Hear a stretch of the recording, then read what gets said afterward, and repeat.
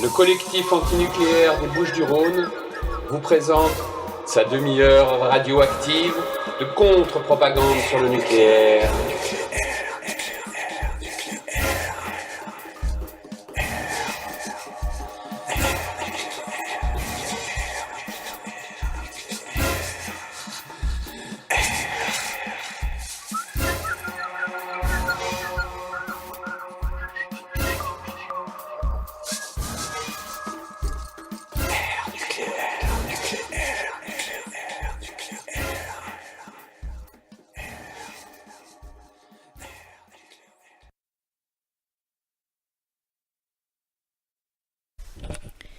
Vous êtes sur Radio Galère dans la demi-heure radioactive, émission animée les 2e et 4e mardis du mois à 14h15 par le collectif antinucléaire des Bouches-du-Rhône.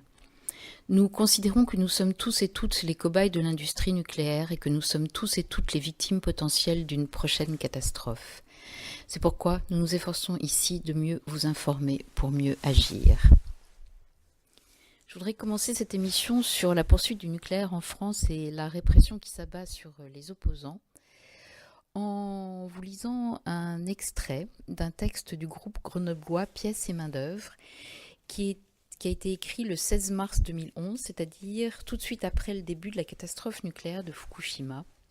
Ce texte s'intitule « Catastrophe nucléaire, on vous l'avait bien dit ». L'apocalypse en cours au Japon est tout sauf inattendu et imprévu. On peut en dire, comme de bien d'autres malheurs, vous en savez déjà suffisamment, nous aussi. Ce ne sont pas les informations qui nous font défaut. Ce qui nous manque, c'est le courage d'admettre ce qui nous arrive et d'en tirer enfin les conséquences. Voici 50 ans que nous vous mettons en garde, nous, prophètes de malheur, oiseaux de mauvais augure, Cassandre, obscurantistes, rabat-joie, écolos rétrogrades, punitifs, intégristes, ayatollahs verts, anarchistes, irresponsables, babacool. 50 ans que vous nous invitez à retourner vivre dans une caverne d'Ardèche, vêtue de peau de bête éclairée à la bougie et nourrie de lait de chèvre.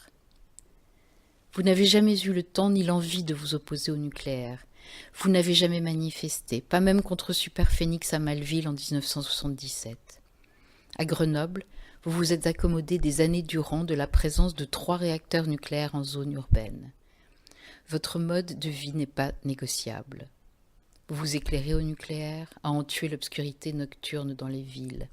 Vous vous chauffez au nucléaire, vous produisez et consommez au nucléaire, vous vous connectez au nucléaire, vous vous déplacez au nucléaire, TGV, voiture électrique.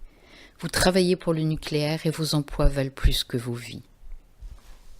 Vous votez pour le nucléaire, vous élisez maire de Grenoble Hubert Dubedou, Michel Destos, ingénieur du commissariat à l'énergie atomique, et bien d'autres de leurs semblables dans la cuvette. Vous vivez par le nucléaire, il n'est que trop normal que vous mouriez par le nucléaire. Lentement, à coups de cancer disséminés dans l'environnement. Brutalement, quand l'accident qu'on ne pouvait pas prévoir fait enfin sauter Bugey, Cruas, le tricastin oulant des 58 réacteurs qui vérolent le pays le plus nucléarisé du monde. Jamais vous ne vous y êtes opposé. Le nucléaire paie la taxe professionnelle, vos piscines municipales, vos salles polyvalentes, vos cours de tennis. Vous l'avez choisi, vous l'avez mérité. Pas de jérémiade le jour où vous devrez bondir avec votre famille dans votre voiture pour fuir une zone irradiée et bouclée par l'armée. Ne nous parlez pas de vos enfants, des générations futures, de leur avenir, de développement durable et d'énergie alternative. Toute votre existence prouve assez que vous vous moquez de ces mots creux. Que si ces lignes vous scandalisent, joignez le geste à la parole et prouvez enfin par vos actes que vous n'êtes pas complice du sort qu'on vous fait. Mais comment le croire ? Vous en savez suffisamment, nous aussi. Mais qu'à cela ne tienne, on va faire semblant encore une fois. On va encore une fois faire comme s'il vous manquait les informations et les idées pour vous faire une opinion et agir en conséquence. Et vous pourrez toujours nous renvoyer dans nos cavernes d'Ardèche. Eh bien voilà, 7 ans et demi plus tard, rien n'a changé. Le nucléaire français continue son bonhomme de chemin destructeur et personne ou presque pour y trouver à redire. On doit bien constater que c'est de plus en plus difficile de lutter contre, de s'opposer. On sent bien que l'étau se resserre de toutes parts, qui nous oblige souvent à mettre beaucoup d'énergie, tout simplement à fonctionner comme en mode survie pour se soustraire aux méfaits du progrès, entre guillemets évidemment.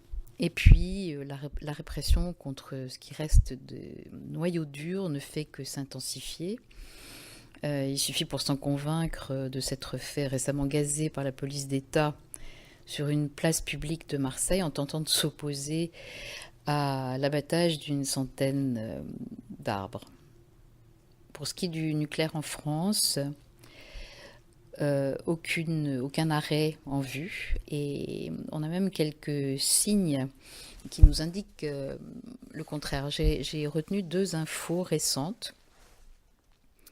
Fin octobre, on apprend que en fait EDF est en train d'acquérir des terrains près des centrales nucléaires. C'est un communiqué de presse du réseau Sortir du nucléaire du 31 octobre 2018 qui nous dit EDF aurait déjà commencé à acquérir des terrains autour de l'ensemble de ces centrales nucléaires afin de, entre guillemets, faciliter la réalisation éventuelle de nouveaux projets permettant la production d'électricité décarbonée.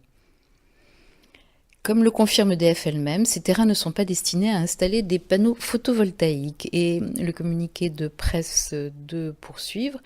À ce jour, 3 projets d'acquisition sont déjà connus en région Centre-Val de Loire, 140 hectares déjà acquis autour de la centrale de Belleville dans le Cher, 116 hectares prévus près de Saint-Laurent-des-Eaux, Loire-et-Cher, et 120 près de la centrale de Chinon, Indre et Loire. S'agit-il de préempter du terrain pour de futurs réacteurs, EPR ou autres, ou encore de ménager un plan B pour l'implantation du projet de piscine de combustible usé, jusqu'ici prévu sur le site de Belleville-sur-Loire? En tout cas, quelque chose se cache derrière ces acquisitions qui se font avec l'implication et le soutien de la SAFER, qui se charge des études en vue des acquisitions et des contacts avec les propriétaires, du moins en région Centre-Val-de-Loire, alors que celle-ci est censée œuvrer prioritairement à la protection des espaces agricoles, naturels et forestiers.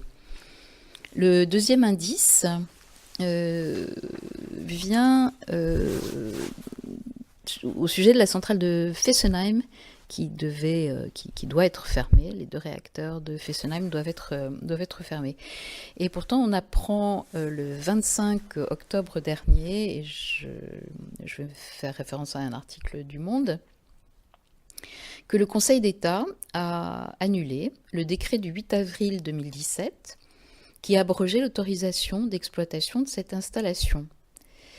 Le gouvernement devra donc prendre un nouveau décret dans ce sens, c'est-à-dire pour autoriser la fermeture des réacteurs de Fessenheim, mais nous garantit-on cette nouvelle péripétie ne change rien à l'arrêt annoncé des 2 réacteurs. Alors si on se penche un petit peu sur la question, donc cette autorisation a été annulée parce que EDF devait censément demander cette autorisation alors que ça n'a pas été fait, donc ça n'a pas été fait dans les règles. Alors, il paraîtrait que cette annulation ne change rien sur le fond. Et il y a un extrait d'une déclaration de François de Rugy, notre nouveau ministre de la Transition écologique et solidaire. Le processus de fermeture de la centrale de Fessenheim est enclenché de façon irréversible et se poursuivra pour aboutir d'ici à 2022. Un nouveau décret sera pris en temps utile. Alors pourquoi, ça c'est ma question, pourquoi le temps aujourd'hui n'est pas utile? Pourquoi est-ce qu'on ne fait pas directement ce nouveau décret qui autoriserait la fermeture de la centrale de Fessenheim? Et l'article du Monde se termine, nucléaire, pas de décision sur la construction de nouveaux EPR avant 2021. Mais le texte de l'article, je trouve, est assez inquiétant. Le gouvernement envisage de décider entre 2021 et 2025 s'il lancera la construction d'une série de réacteurs EPR, estimant qu'il faut d'abord en baisser les coûts, selon un document de travail consulté par l'AFP. La filière nucléaire est ainsi appelé à mettre au point avant 2021 un programme industriel qui garantisse un coût acceptable pour d'éventuels futurs EPR. Le document ne mentionne aucune fermeture de réacteur. Un programme de recherche doit même être lancé pour étudier le prolongement de la durée de vie du parc existant, sans précision sur l'échéance souhaitée.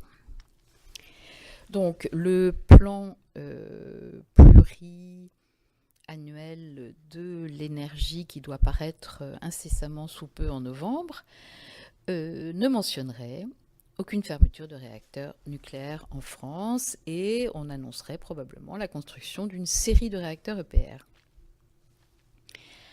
Alors, pourtant, d'après certains observateurs, le nucléaire serait en déclin dans le monde. Bon, tant mieux. Enfin, en tout cas pas au Japon et certainement pas en France. Il s'agirait pour Jade Lingard de Mediapart, interrogée dans une émission récente de nos amis de Radio Zinzine, d'un paradoxe français. Elle nous donne aussi une des raisons de cet entêtement dans la poursuite du nucléaire en France. On l'écoute. Peut-être ce que j'aimerais partager avec vous, c'est l'idée quand même d'une situation très paradoxale, je trouve, du nucléaire aujourd'hui, dans la mesure où économiquement, les deux grandes entreprises du nucléaire en France, qui sont EDF et Orano, ex-Areva, connaissent aujourd'hui des difficultés économiques d'une ampleur inouïe, c'est-à-dire la dette d'EDF dépasse 50 milliards d'euros, donc 50 milliards d'euros, c'est absolument gigantesque.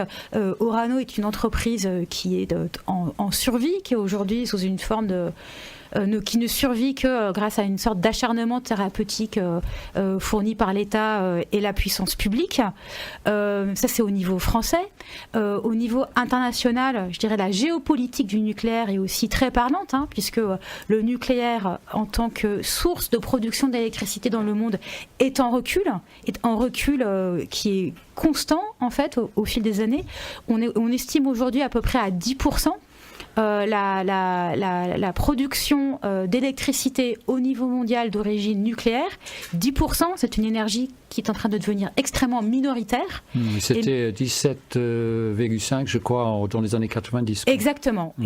Donc on est passé de 17% à 10%, et quand on regarde un autre chiffre qui est extrêmement intéressant, qui est celui des installations de nouvelles capacités de production d'électricité, aujourd'hui les installations de capacité en énergie renouvelable sont plus importantes que les installations de capacité nucléaire. Ça veut dire que non seulement en termes d'état, en termes de situation, c'est une énergie qui est en recul, mais même en termes d'installation, le nouveau nucléaire, comme on disait à un moment, est lui-même déjà quasiment moribond, quoi.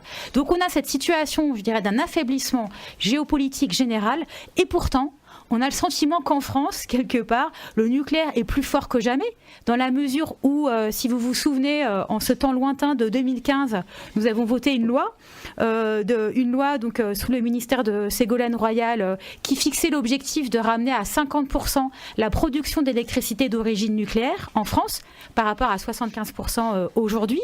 Donc 50%, eh bien, cet objectif-là, qu'on pourrait déjà considérer comme étant une réduction extrêmement mesurée de la part du nucléaire, eh bien cet objectif-là est encore amenuisé, affaibli aujourd'hui par le gouvernement et l'exécutif, puisque, sans même passer par un vote parlementaire, pour l'instant, le Premier ministre, Édouard Philippe, ancien salarié d'Areva, vient lui-même d'annoncer que cet objectif donc de 50% de nucléaire dans la production d'électricité était reporté à 2035. Et ce qu'on sait aujourd'hui, c'est qu'on attend là dans les semaines qui viennent un document important qui est la programmation pluriannuelle de l'énergie, donc le document un peu de planification de qu'est-ce qui produit de l'énergie en France. Et bien ce document, selon toutes les fuites qui se sont passées depuis quelques semaines, amènerait non pas ce qui était attendu, c'est-à-dire l'annonce de fermeture de réacteurs, mais au contraire le maintien en activité de ces réacteurs nucléaires. Donc il y a une espèce de paradoxe français, où, encore une fois, paradoxe français, mais paradoxe même interne à la France, immense fragilité, échec économique, je crois que voilà, c'est un échec économique, cette filière nucléaire, et pourtant, il y a une sorte, pour plein de raisons, de maintien du nucléaire dans les projections officielles de production d'électricité et d'énergie. Et donc on est face à ce paradoxe qui quelque part est une forme de piège, parce que quand on interroge les conseillers ministériels et même les ministères en charge de l'énergie sur mais pourquoi le maintien à ce point du nucléaire, ils répondent quelque part parce qu'on est coincé dans la mesure où annoncé aujourd'hui, nous on avait reçu par exemple Emmanuel Macron à Mediapart l'année dernière, juste avant son élection à la présidence de la République, et on lui avait posé la question, pourquoi ne pas annoncer d'ores et déjà aujourd'hui un objectif de fermeture des réacteurs nucléaires, même à long terme si vous voulez, mais au moins fixer cette ligne d'horizon afin de permettre le développement des énergies renouvelables et afin de quand même aussi s'adapter au dérèglement climatique. Et il nous avait répondu, parce que si j'annonce ça, si je dis ça, à la minute où j'annonce la perspective d'une fermeture de réacteurs, le cours d'EDF s'effondrerait. Donc en fait, EDF est sorti du CAC 40 aujourd'hui en raison de ses difficultés économiques. Mais en gros, la valeur d'EDF s'effondrerait et donc on ne peut pas publiquement, en tant qu'officiel, discuter de la perspective de fermeture de réacteurs parce que ça affaiblirait l'entreprise. C'est-à-dire qu'elle est en telle difficulté qu'on peut même plus parler de la sortie du nucléaire. Et donc là, il y a un nœud, quoi. Il y a un nœud économique, industriel, politique qui est aujourd'hui, je dirais, quasiment impossible à défaire. En tout cas, on ne voit pas aujourd'hui comment défaire ce nœud de maintien du nucléaire. Voilà, vous venez d'entendre une journaliste de Mediapart dans une émission récente de Radio Zinzine. Alors même si j'aurais beaucoup de choses à dire sur les énergies soi-disant renouvelables, sur la soi-disant transition énergétique, sur le passage de 75% de l'électricité nucléaire dans la part de l'électricité à 50%, parce que je suis pas d'accord avec les analyses de Jade Lingard sur ces sujets, mais comme elle n'est pas là pour en débattre, on verra ça une autre fois. En tout cas, la réponse qu'elle a obtenue de M. Macron a le mérite d'être parfaitement claire. M. Macron préfère continuer à faire vivre la France, l'Europe dans un danger permanent de la survenance d'une catastrophe nucléaire plutôt que de mettre EDF en danger financier. Il faut dire aussi que l'électricité nucléaire française se vend bien sur les réseaux spéculatifs européens d'achat et de vente d'électricité. Les réacteurs français sont amortis et comme la comptabilité n'inclut jamais les coûts prévisionnels du démantèlement des réacteurs, ni de la gestion affinée des déchets nucléaires, et surtout pas les frais engendrés par une catastrophe nucléaire, l'électricité française est compétitive et elle entend bien le rester.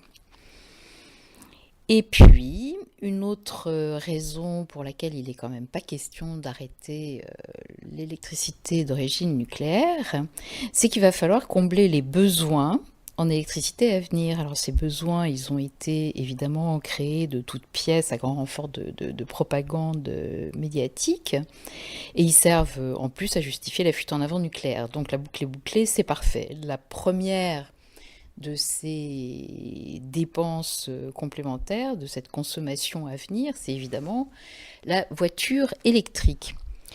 Alors j'ai trouvé sur un site qui s'appelle Selectra, qui n'a pas l'air franchement anti-nucléaire, un article récent intitulé « En 2040, les véhicules électriques en France consommeront plus que le Danemark ». Voilà, c'est acté. En 2040, les véhicules roulant à l'essence et au diesel ne seront plus commercialisés. Le parc automobile migrera principalement vers l'électrique. Et il y a un petit tableau où on nous explique que pour 15,6 millions de véhicules en 2040, qui est l'estimation haute du nombre de véhicules électriques, eh bien, la consommation d'électricité sera équivalente à la consommation électrique annuelle du Danemark ou de l'Irlande, soit 7% de la consommation électrique française.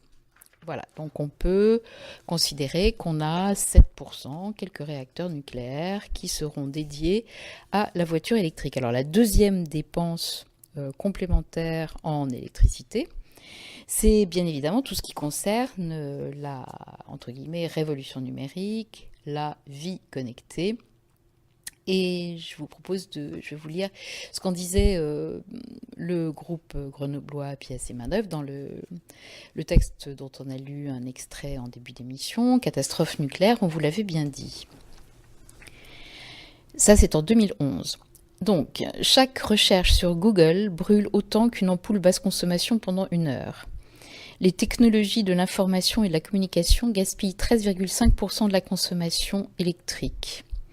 Avec un taux de croissance moyen de 10%, les TIC pèseront pour 20% de la consommation d'électricité française dès 2012, soit 9 réacteurs nucléaires. La consommation d'électricité dans le secteur résidentiel de l'Union européenne a cru ces dernières années à un rythme comparable à celui du PIB global, 10,8%. Cette demande croissante est due à l'usage généralisé d'appareils comme le lave-vaisselle, le sèche-linge, le climatiseur, l'ordinateur personnel et à l'essor de l'électronique grand public et des équipements informatiques et de communication, décodeurs, lecteurs de DVD, équipements à haut débit et téléphones sans fil. Source Reuters. En 2006, les data centers qui hébergent des serveurs informatiques et équipements de télécommunications aux États-Unis ont consommé 61 milliards de kilowattheures, qui est l'équivalent de la consommation du Royaume-Uni en 2 mois, soit 2 fois plus que 5 ans plus tôt.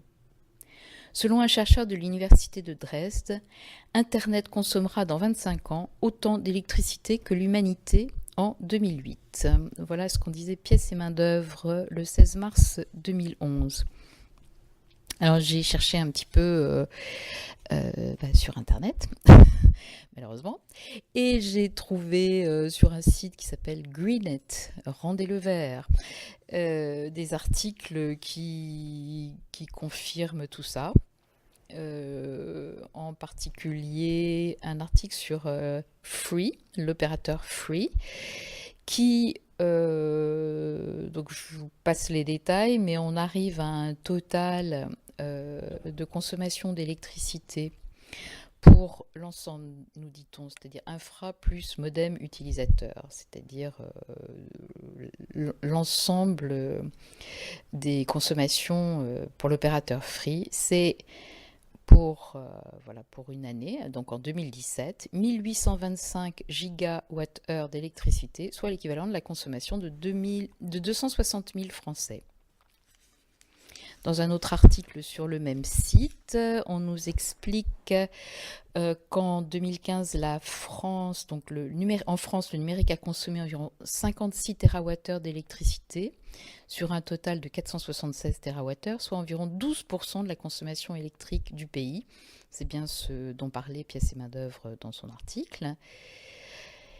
Et que en termes de dynamique, Negawatt, qui a apparemment fait une étude sur ce sujet récente, estime que la consommation électrique du numérique augmentera certainement de l'ordre de plus 25% d'ici 2030, soit environ 15 TWh supplémentaires pour atteindre 15% de la consommation nationale actuelle. Donc en 2040, 7% de la consommation pour la voiture électrique et 15% en 2030 pour le numérique. On comprend pourquoi il n'est pas question d'arrêter le nucléaire en France. Je voulais à ce sujet vous lire un petit texte de Frédéric Gaillard qui a écrit donc cet extrait de son livre Le Soleil en face qui est apparu à l'Échappée en 2012. C'est la première page. La société de l'autoroute et du TGV, la dictature des écrans et l'aliénation numérique des sans-pouvoirs, c'est le triomphe à l'autre bout des lignes à haute tension des technomètres. Appareils étatiques et multinationales de l'énergie forment une caste spécialisée, sanctuarisée, qui tire sa toute-puissance de la maîtrise de technologies toujours plus complexes et opaques. Cette domination s'exerce par des moyens absolus en France, où 58 réacteurs nucléaires, construits en 30 ans, assurent l'essentiel de l'approvisionnement électrique. Pour se perpétuer, ce système est condamné à la croissance, celle de l'offre et celle de la demande, qui fusionnent dans l'innovation technique, objet d'une guerre sans merci dont les effets dévastateurs paraissent désormais aux yeux de tous. Sous couvert d'un progrès qui scelle chaque jour notre asservissement à la machine, l'exploitation humaine et la destruction des richesses naturelles se poursuivent à cadence accélérée. Nous serons bientôt 9 milliards et presque autant de smartphones, espèrent les stratèges du marketing. Notre monde est saturé des nappes phréatiques à l'atmosphère, d'innombrables agents chimiques, solvants, pesticides, métaux lourds. Les océans sont vides. Oui, c'est le prix du progrès. Et pour terminer sur ce sujet, avant de passer à quelques mots sur la répression contre les opposants au projet d'enfouissement à Bure, je vous propose donc la conclusion du texte de Pièces et main-d'œuvre, le groupe grenoblois qui s'intitule « Catastrophe nucléaire ». On vous l'avait bien dit, qu'ils ont écrit en mars 2011, c'est-à-dire tout de suite après le début de la catastrophe de Fukushima. Les technologies numériques tuent ces jours-ci au Japon. Ceux qui vous disent qu'on peut à l'infini augmenter la production et la consommation, le pillage des ressources naturelles, la pollution du milieu naturel, sont des criminels qui vous mentent et nient la réalité. Les limites de la Terre s'imposent à nous et nous imposent des choix, ce n'est pas grave. Nous n'avons pas besoin d'objets intelligents, nous avons besoin d'être intelligents, de déchirer le voile de la propagande technoscientiste, de refuser la consommation meurtrière et abrutissante, de jouir de notre existence de terriens. Bien, on va faire une petite pause musicale et je vous retrouve pour parler de Bure. Oh, the fine wind is gone.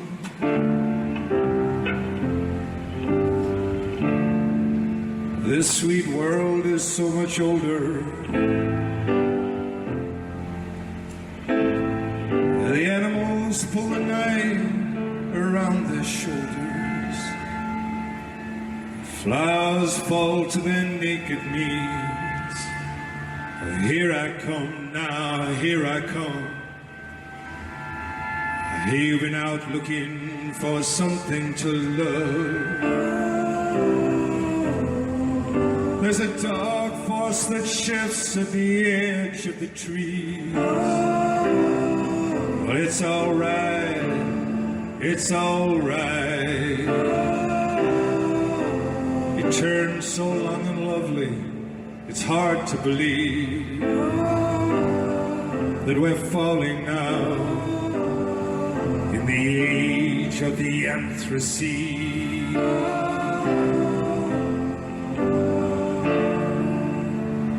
Are the things we love, we love, we love, we lose. It's our bodies that fall when we're trying to rise. It's alright, it's alright. You've been out looking for something to love. Well, sit down beside me and I'll name it for you. Behold, behold, the heaven-bound seas. The wind-casted shadow. Vous êtes bien sur Radio Galère, dans la demi-heure radioactive. On est en train de parler de la poursuite du nucléaire en France. Donc, pas de fermeture de réacteurs en vue. Un EPR en construction et une série d'EPR en prévision si les coûts sont acceptables, nous dit-on. Et pendant ce temps-là, une répression frontale mais aussi insidieuse contre tout noyau de résistance au nucléaire. Et c'est ce qui est en train de se passer dans la Meuse, avec un harcèlement constant des opposants au projet d'enfouissement de déchets nucléaires. Je vais vous lire un petit extrait d'un appel d'une tribune qui a été écrite et signée par plus d'une centaine d'organisations et de personnalités, que vous pouvez aller signer. L'adresse pour les signatures, c'est soutienburrepression@riseup.net, soutienburrepression@riseup.net, et le blog de contact, c'est nous sommes tous des malfaiteurs, noblog.org, nous sommes tous des malfaiteurs, noblog.org. Un extrait de cet appel. Nous, associations nationales et locales, collectifs, comités, personnalités, dénonçons la politique de criminalisation et de répression systémique qui s'abat sur les opposants à la poubelle nucléaire Cigéo à Bure depuis plus d'1 an et demi. Pour détruire ce mouvement de résistance vieux de 25 ans, il y a déjà eu plus d'une 50aine de procès, des centaines de mois de sursis distribués, près de 2 ans de prison ferme, 26 interdictions de territoire, 7 personnes interdites de se voir et rentrer en relation, et ce pour des années, dans le cadre d'un contrôle judiciaire dans une instruction pour association de malfaiteurs. Des milliers d'euros d'amende, une vingtaine de perquisitions réalisées en Meuse, à Paris, en Isère, une trentaine de gardes à vue, dont celle le 20 juin 2018 de l'avocat maître Étienne Ambroselli. Un escadron de gendarmes mobiles installés sur place depuis l'été 2017. Chaque jour depuis plus d'1 an, les habitants de Bure et autour sont suivis, fichés, filmés et contrôlés, et parfois à plusieurs reprises en l'espace de quelques heures.